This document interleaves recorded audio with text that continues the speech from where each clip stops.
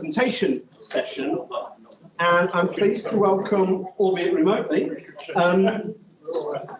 Rosie Wollacott Phillips, who is Head of Sustainability at Mulberry, who's going to be talking about Mulberry Made to Last.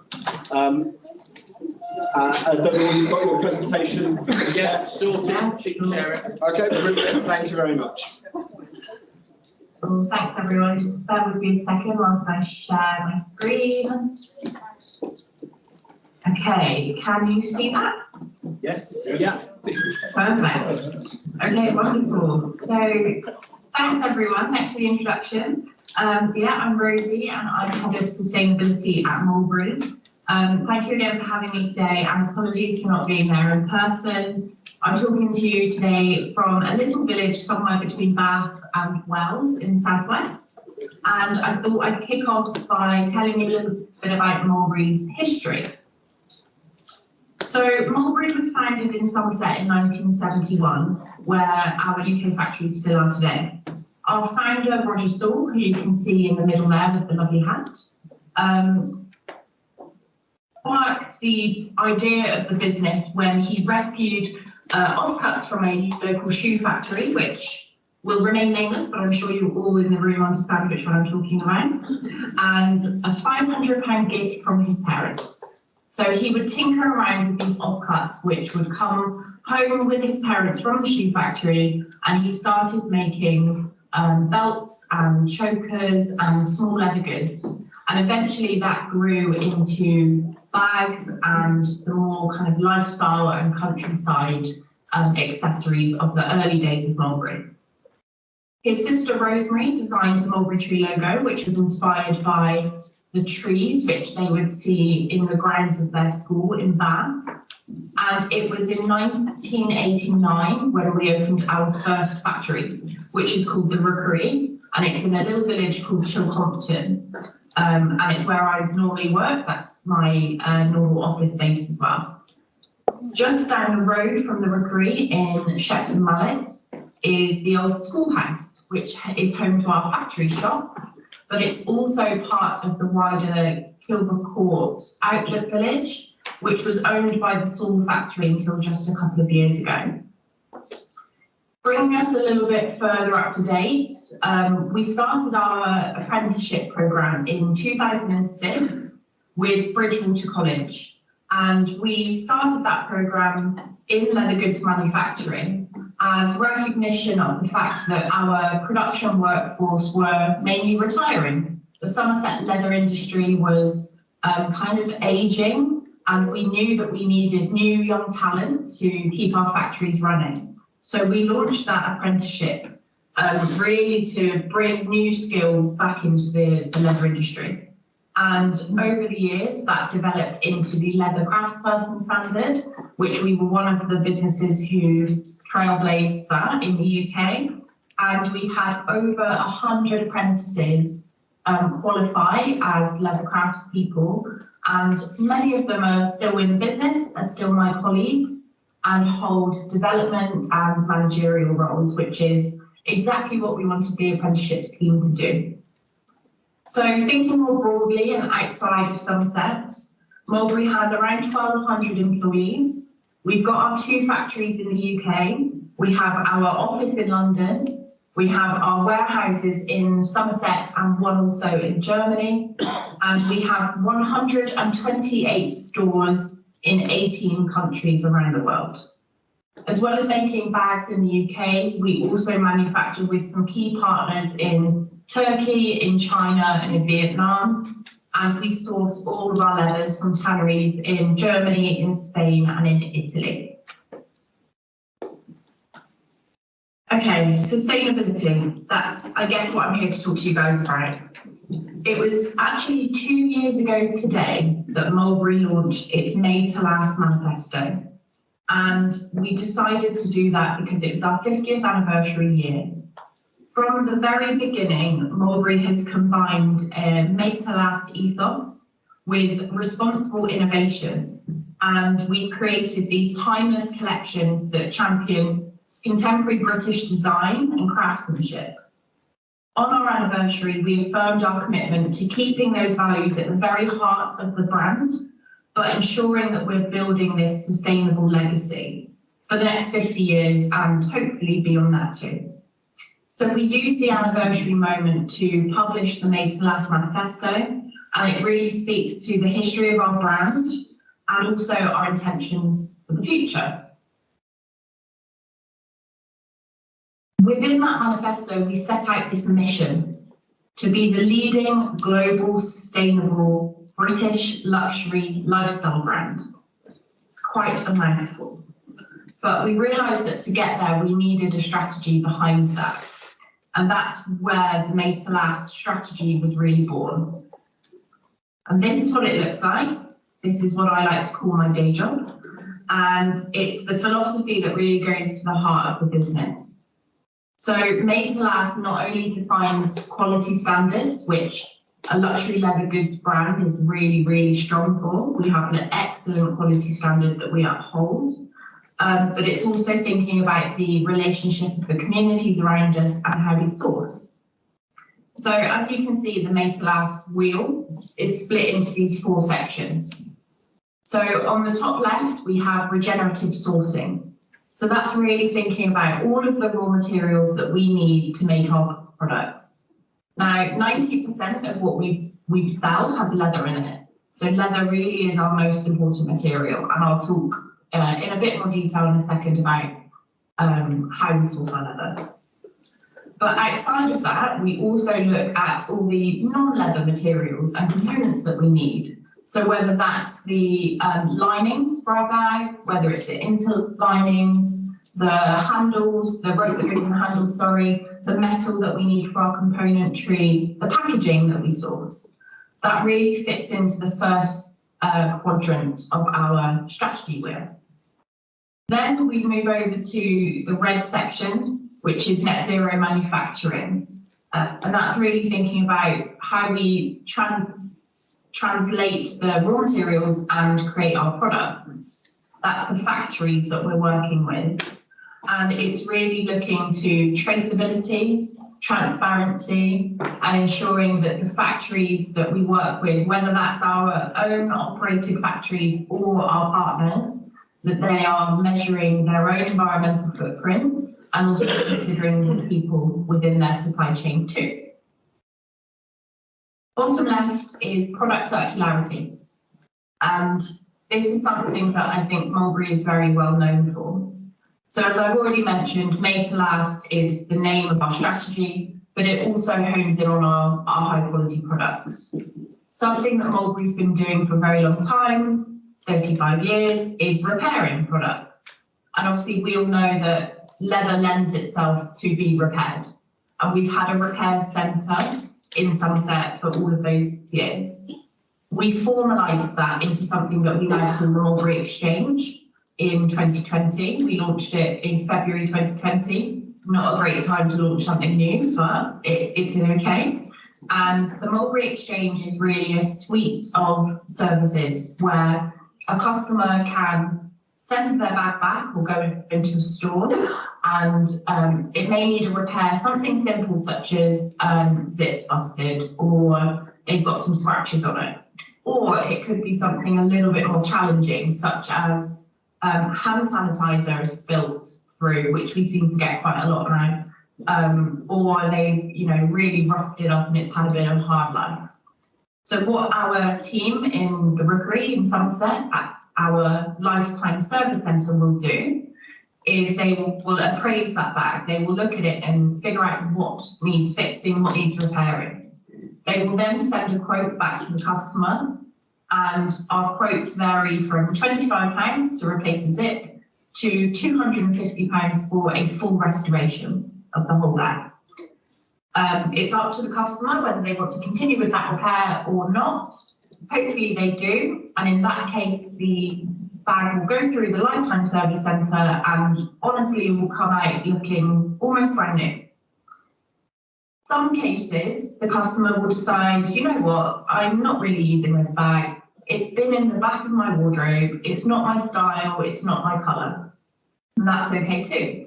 What we will do is still buy that bag back from the customer in exchange for a gift card.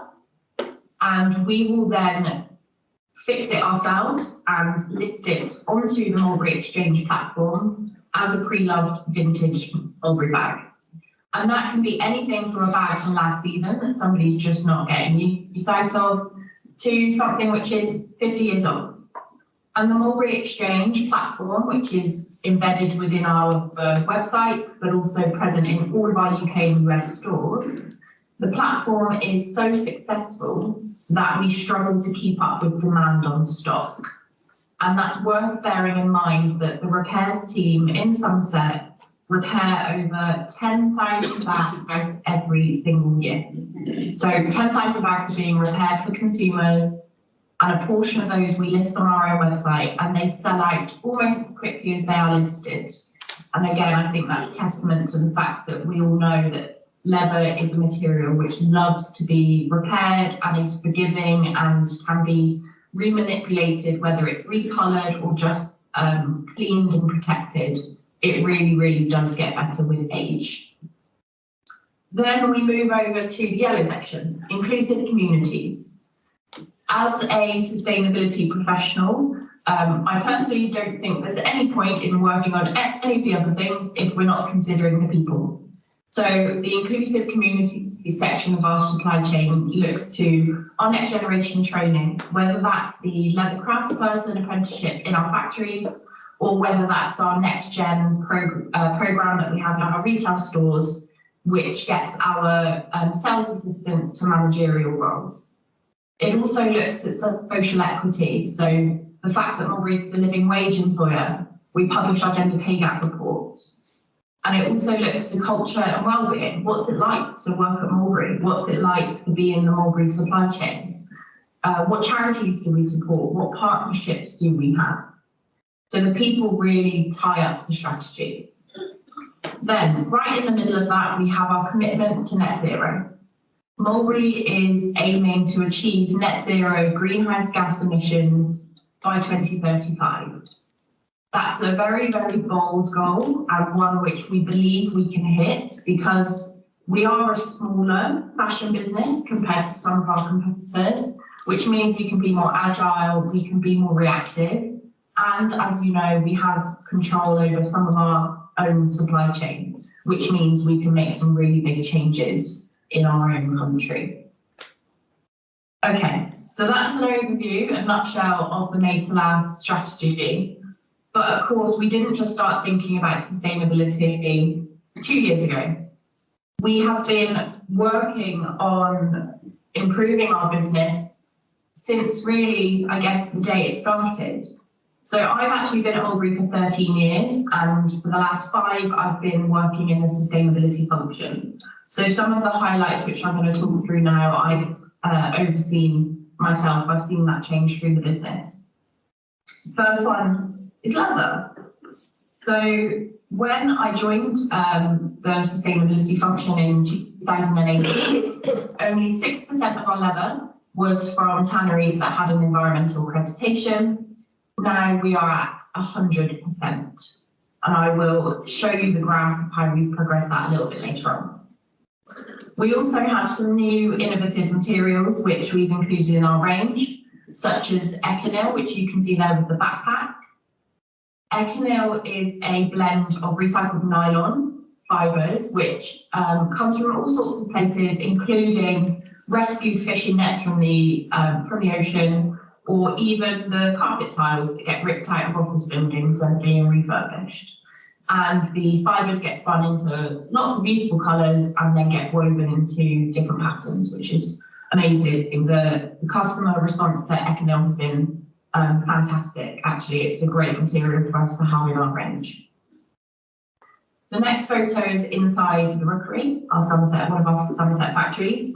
And this is really just to indicate that we've been measuring our carbon footprint, scope 1 and 2, since 2018, which is quite early for a lot of businesses comparable to us. Not as early as it perhaps should have been, but still a great moment to start looking at it. And since then, we've neutralised all of our carbon emissions. So whilst we're figuring out the best way to reduce, we offset everything, and we do that in partnership with one of our charity partners, the World Land Trust. And if you look on Mulberry's social media pages today, you will see we've highlighted our partnership with World Land Trust as its birthplace day. Then at the bottom we have the Mulberry Exchange, which I've already explained. So not only have we launched that in our UK stores, in the US and on our website, we've also partnered with the Vestiaire Collective, and they help us manage the Mulberry Exchange in Europe and the rest of the world. We've also just invested in some new technology at the Rookery, which allows us to take 360-degree photos of pre-loved bags, meaning that when we upload them onto our website, the customers have got an even better view of the condition of them. And that's created job opportunities. So we've hired somebody specifically for that role to help us document and photograph all of our Mulberry Exchange products. Then we have our charity partnerships, and this photo is of some brilliant guys who work at the Phillips project in London, just one of our charity partners alongside World Land Trust. So Phillips project are incredible. They rescue food waste from supermarkets or hotels, restaurants, and this is raw food rather than tins of food. It is raw food which is ready to be thrown out, such as fruit and veg, and they cook it into meals which is then redistributed around the whole of London. And a couple of weeks ago I went to volunteer with them in their kitchen, and I think in the 4 hours that we were there, we distributed 1,600 meals, which is incredible considering there was only 8 of us. And it's a great response that this charity has only really been needed in the last couple of years due to the cost of living crisis. But Mulberry is one of their key business partners in their charity relationships. In Somerset, we partner with the Somerset Community Foundation, and they are a charity who other small charities and organisations go to when they need funding. So Mulberry has supported everything from refurbishing a skate park in the centre of Wells to supporting the local dementia centre with all sorts, from leather offcuts, which they love for their sensory activities, to also helping them buy new fridge, freezer and cooker for their kitchen. And then the last one is a photo of my colleague Mikey, who works in our repair centre. And this is just to kind of, I guess, illustrate that the people who work at Mulberry are the core of our business. And we recognise that by becoming a living wage employer, which means we don't just pay the government minimum wage, we start at the living wage, which is a little bit higher than that. It's just recognising that we need good people within our business and we protect them. And I hope that if any of you did come to Mulberry, whether that's our factory or in one of our stores, and you spoke to a colleague of mine, that they'd be really proud to work for our business. Okay, so looking forward, Mulberry will transform the business to a regenerative and circular model that will encompass the entire supply chain from field to wardrobe by 2030. That's the pledges that came out of our May to Last manifesto. And I guess for me in the supply chain team, my boss is our supply chain director, that's really the end game for us. So how are we going to get there? Well, we are working towards that mission by looking at these kind of 6 key actions for change. And I'm just going to touch really quickly on the first 2. So regenerative agriculture and sourcing transparency, that's the most important one for us, sourcing our raw materials through the leather supply chain. We want to ensure that our leather comes from farms where there's a focus on enriching soil health, animal welfare and transparent supply. Regenerative agriculture has become a real buzzword, but Mulberry is investing in this because we truly believe that there's going to be a time soon when our customers are going to want to know exactly the provenance of their bags down to the farm. So we want to start looking at what that model looks like for our supply chains and really getting that kind of built up and ready for launch within the next 4 to 5 years. Then we think about low carbon leather. So we've sourced it in a really good way, but now we need to actually get it to finished in the best way possible. So we want to work with tanneries who manufacture the materials in the lowest carbon way possible, managing their energy, their water, their waste, their chemicals effectively. And of course, that fits in nicely with our ambition to be net zero by 2035. We know that 94% of our carbon emissions are outside of our control. So that means that 94% of our emissions are within our supply chain, whether that's the leather that we purchase or whether that's the fixtures and fittings that we have for our stores. 94% is out of our control. So we need to be working with partners who share the same ambitions for us.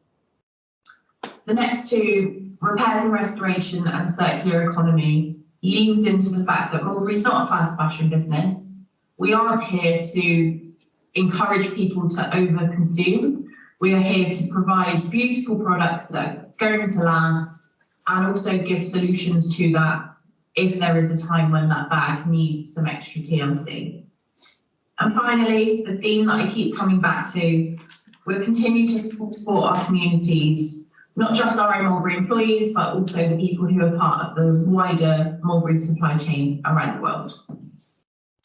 Okay, fingers crossed, I will now play a quick video for you, which is around 5 minutes. So I will click play and hopefully you will hear it. If not, please somebody shout and we'll try again.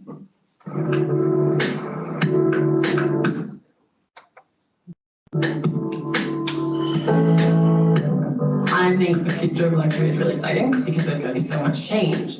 The fashion industry is such a big, long supply chain filled with so many different humans who work along it, and we don't know about them. Because of that reason, I think there are so many people who want change and who are making change happen within businesses. Mulberry is an amazing example of a luxury brand who said we are going to change everything. At Mulberry, we are the largest luxury manufacturer of leather goods in the UK. We produce a product that are made to last. We make a bag that will age beautifully. It's a bag that can be handed down from mother to daughter, daughter to granddaughter. The provenance of the product goes way back into the supply chain. Mulberry has been a willing participant in the sustainable world. We decided to take a more progressive leadership approach within our industry. Our Made to Last manifesto is a commitment through net zero carbon, regenerative agriculture, and a circular business model. Mulberry is committed to become net zero in emissions by 2035. That's 15 years ahead of the 2050 deadline set by the world leaders. We have to now look at our global operations and we have to look at our supply chain. So the only way we're going to do that is to partner with all our suppliers to understand the impact that our leather has right through its life cycle. We partnered with Mulberry, who source over 98% of their leather from the UK. As a consumer of leather, which comes from livestock and cattle, it's a huge opportunity for the leather industry to engage with the ultimate source of that leather, the farms. Fashion is so intertwined with agriculture. Regenerative agriculture is the opposite in many ways of conventional agriculture. It doesn't use any pesticides, it uses crop rotation and animal rotation in order to fertilize the soil, and treats the farm as a living organism that actually can self-sustain. Regenerative farming, livestock or arable is about reinvigorating the landscape, bringing them alive. You get that mob of animals, feed allocation, and they graze that grass, the impact upon the land, they trample back down, and then we move on to the next block the next day. It creates rest, and landscape rest is what allows pastoral plants to develop. What we see here today is effectively 6 weeks worth of regrowth. What makes it grow back so quickly and healthy is the biomass in the soil underneath it. Through regenerative, we are able to draw down atmospheric carbon wherever stored in the soils, Mother Nature does all the hard work for us. We've just invested time in understanding how Mother Nature has evolved to operate over what was effectively 4 billion years. That's so exciting to use a business as a vehicle for change. I definitely see a huge shift in the way the industry is working. People are really moving towards sustainability. And the question is not, are we going to do it, but how fast are we going to do it? You can be proud if you're working with factories who are above those standards, and then localizing through craftsmanship and also the whole supply chain.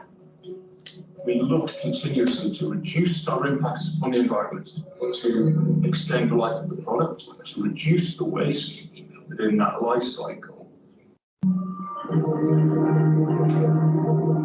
For many years, we've had a Mulberry repair centre. Our customers cherish their bags, they're used on a daily basis, and things wear out. We've adapted that model to a Mulberry exchange programme.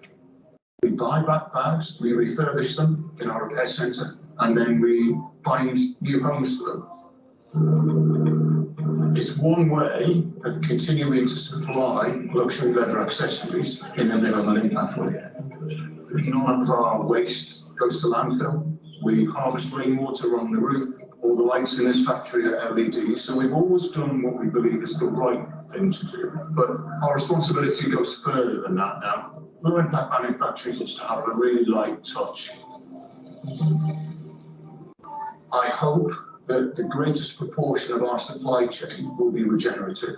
So rather than being in an industry that tries to minimise its impact on the world, actually it's a force for good. If we adopt the regenerative, circular, net zero approach, we believe that we'll get there.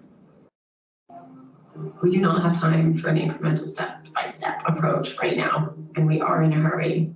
But it is true, a lot of people do their best work, but they're in a hurry.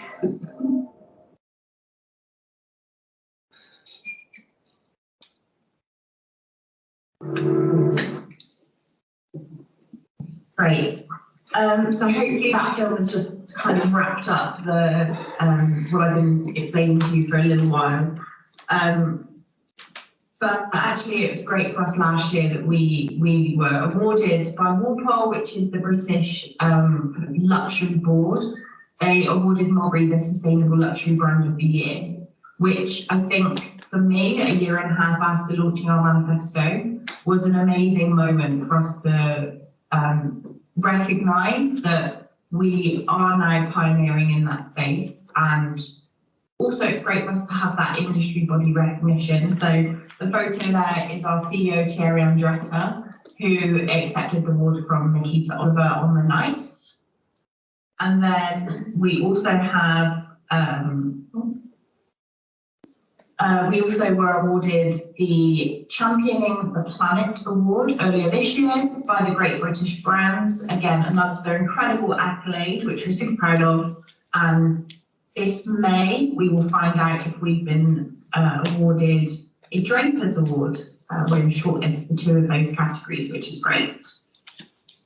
Right, let's do a quick deep dive into leather sourcing. So this is what I was kind of explaining earlier. When I first measured our leather sourcing in spring summer 18, which I haven't got on this graph, but we were at only 6% of our leather sourced from tanneries with an environmental accreditation. So at the time, that was tanneries with a leather working group audit, whether that was gold, silver, bronze, or audited. So we knew that we were committed to buying our leather from tanneries with a reduced impact. And so we worked with them over the course of the years, and you can see along the bottom, you've got autumn, winter 18, spring, summer 19, right up until till now, where we are in spring, summer 23. And we worked with them to either get their accreditation whilst they work through the leather working group audit or an equivalent audit.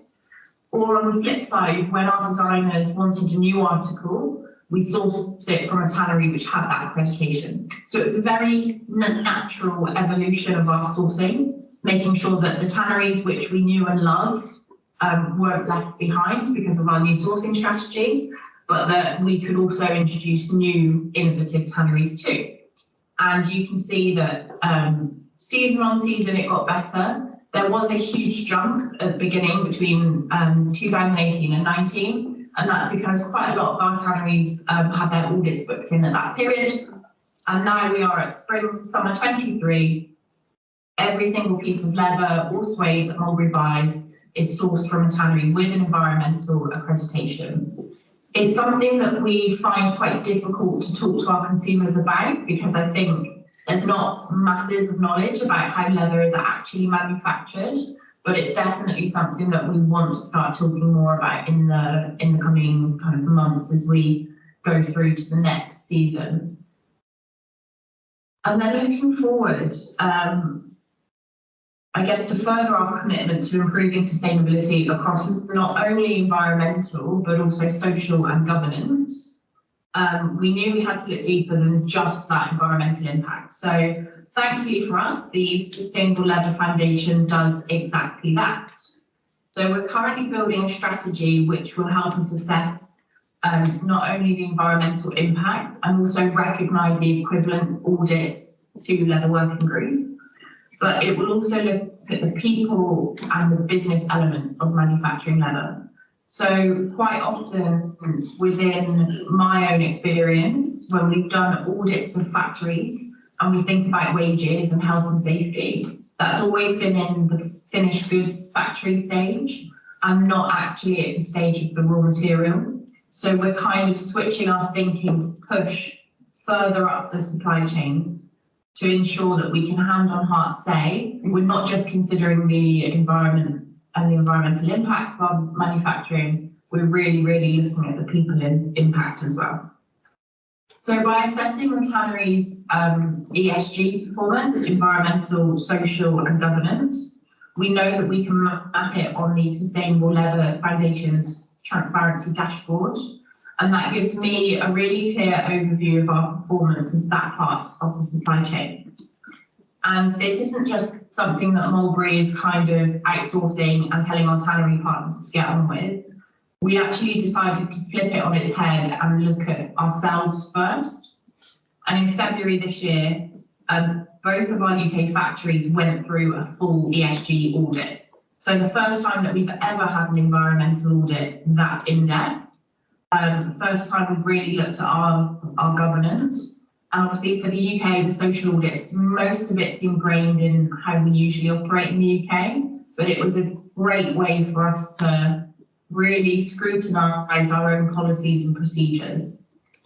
So not only did we do this to sharpen up our own practices, but we also wanted to be able to know how it feels to go through that full audit, so that when we do talk with our supply chains and tell them why we are looking to move in this direction, we could put our hands on heart and say, we know we've done it, we've been there, we know what it means, and come at it from a point of experience with all of our partners. So that's a really valuable forward move that we're looking at for the next year. Okay, so last slide, our future vision. Today is Earth Day. It's a moment for all of us to consider our own impacts on the planet and to make pledges for improvements. When we launched our manifesto 2 years ago today, we asked some really, really punchy questions, and this was one of them. Can a bag save the world? Now, if anybody asks me that when I'm sat in the office and I'm with my boss and CEO, I'm going to say, yeah, of course we can save the world. But let's be honest. We're making handbags.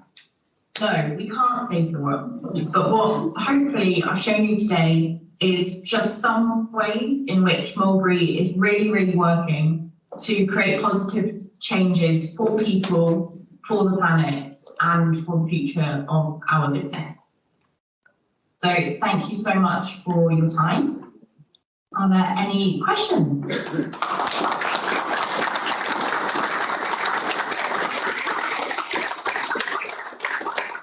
Thank you very much for that, Rosie. I think it's been very interesting for everyone involved. I think we're running a little bit behind now, aren't we?